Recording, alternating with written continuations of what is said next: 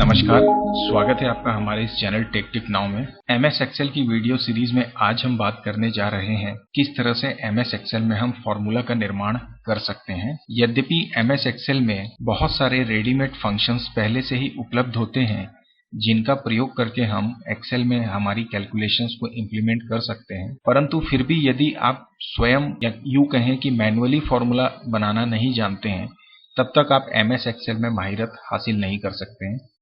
इसलिए आज हम सिर्फ और सिर्फ बात करेंगे किस तरह से हम अपना फॉर्मूला बना सकते हैं।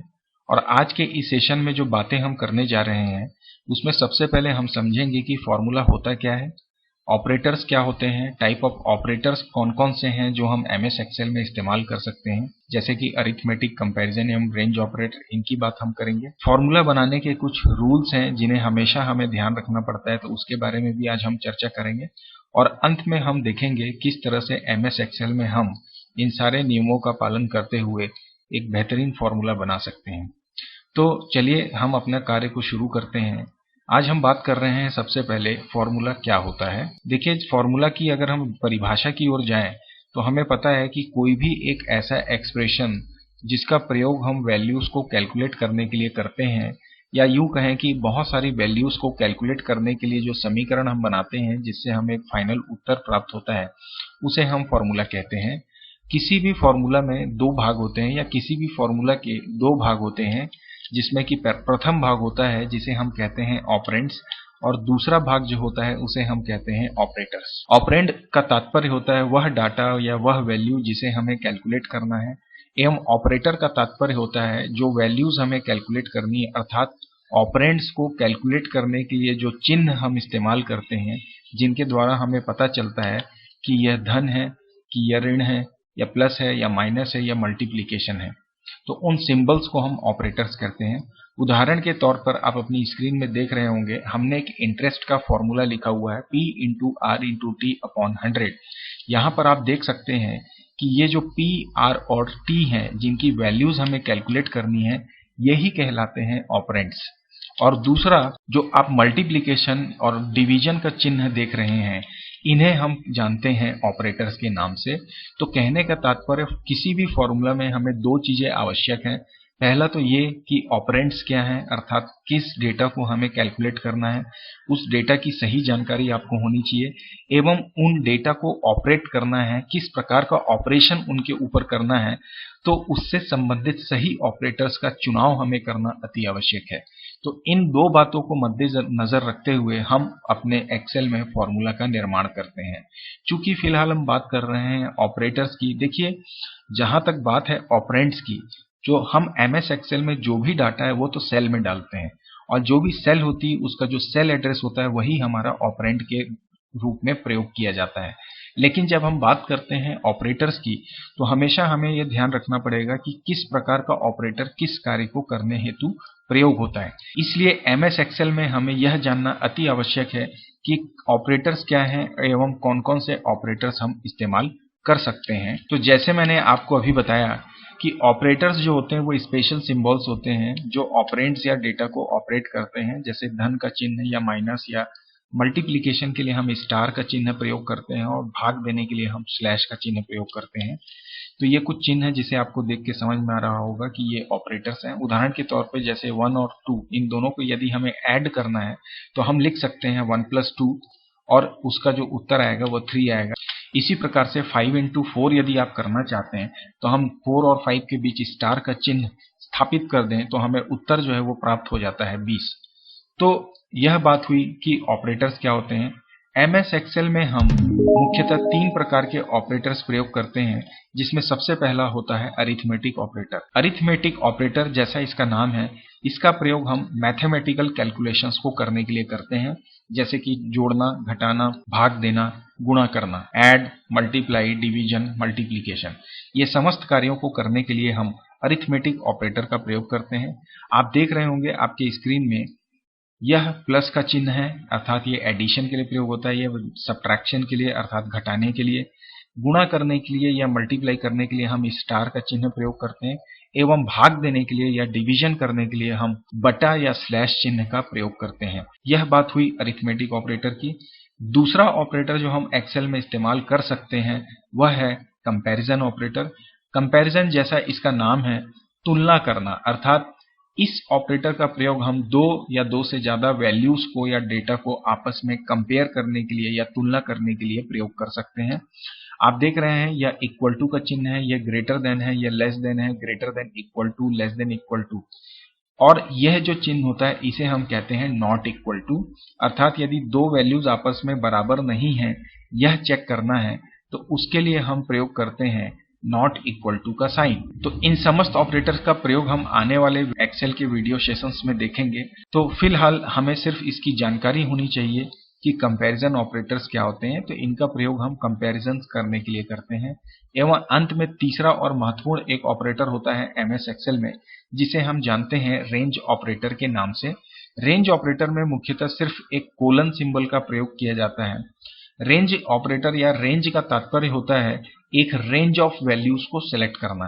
एमएस एक्सेल में जो भी डेटा हम स्टोर करते हैं या टाइप करते हैं यह एक्सेल की वर्कशीट के सेल में डाली जाती है, और यह सेल्स बहुत सारी हो सकती हैं। हर एक सेल की पहचान उनके एड्रेस से होती है। तो यदि हम एक सेल की रेंज सेलेक्ट करना चाहते हैं या मल्टीपल सेल्स को एक साथ सेलेक्ट करना चाहते हैं तब वहां पर हम इस कोलन चिन्ह या रेंज ऑपरेटर का प्रयोग कर सकते हैं। उदाहरण के तौर पे यदि आप लिखते हैं A1 कोलन D4 तो इसका मतलब आपकी एमएस एक्सेल में A1 से लेकर D4 की सेल सेलेक्ट हो जाती है। उदाहरण के तौर पे मैं आपको इसे एक बार करके दिखा देता हूं। अब हम अपने एमएस एक्सेल की वर्कशीट में आ चुके हैं। अब उदाहरण के तौर पर यदि मैं इस सेल रेफरेंस एरिया पर जहां पर B3 लिखा हुआ है यहां आकर यदि मैं टाइप करूं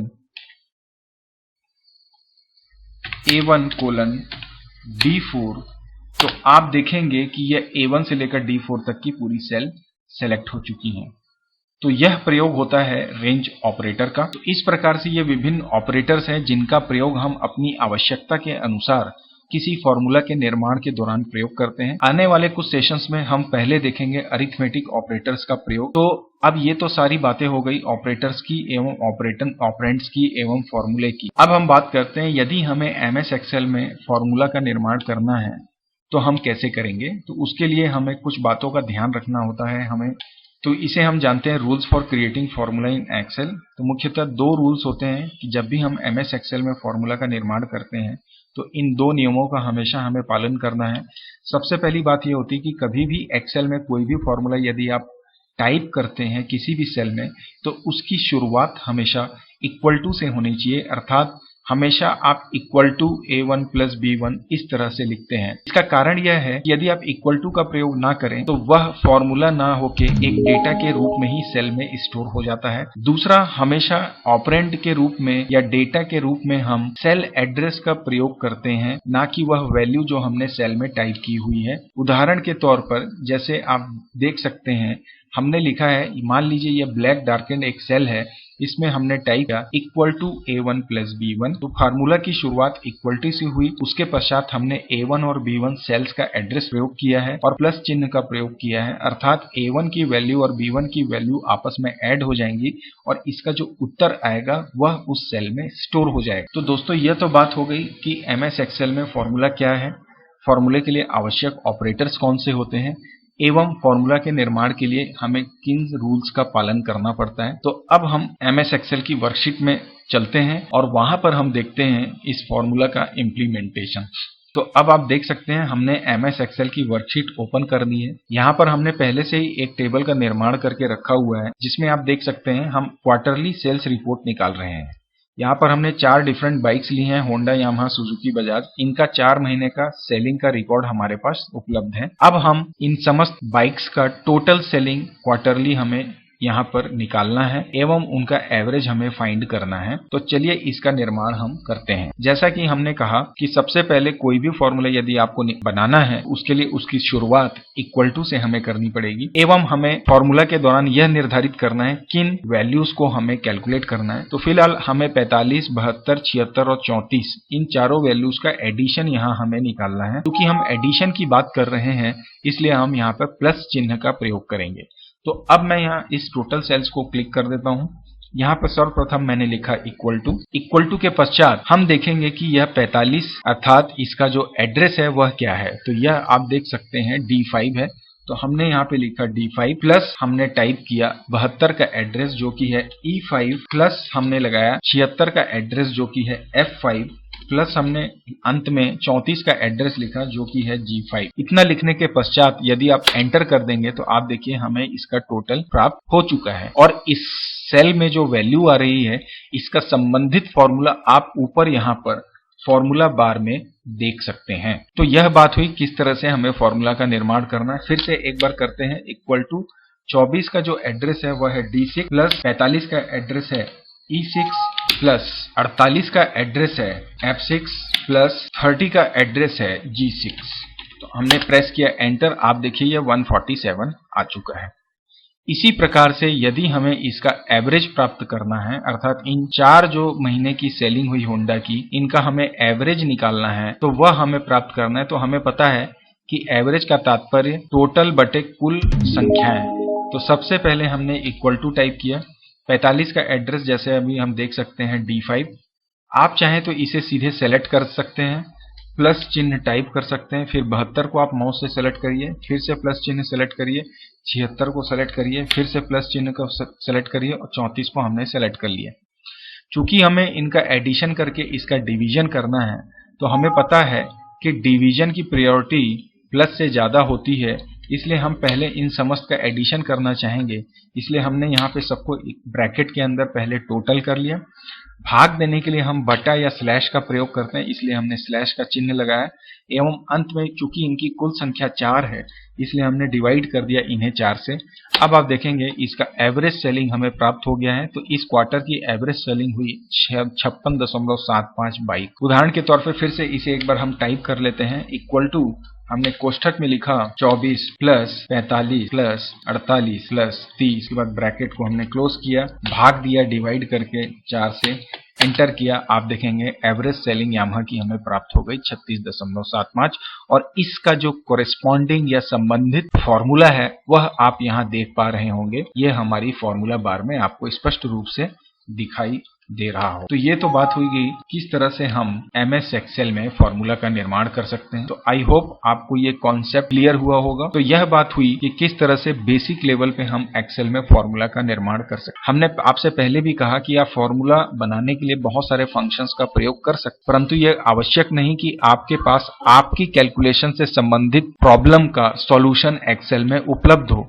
उस स्थिति में हमें मैन्युअली स्वयं का फॉर्मूला निर्माण करना पड़ता है और उस दौरान जो विधि हमने आज सीखी है इसके द्वारा ही हम अपने कैलकुलेशंस को एक्सेल में इंप्लीमेंट कर सकते हैं। तो दोस्तों आज का टॉपिक यहीं पे हम क्लोज करते हैं। आई होप आपको ये कॉन्सेप्ट्स क्लियर हो गए होंगे। So keep practising in your home and if you get any kind of problem you can please comment us. So that's it. मिलते हैं अगले वीडियो में फॉर्मूला के नए कॉन्सेप्ट और एग्जाम्पल के साथ। तब तक के लिए नमस्कार।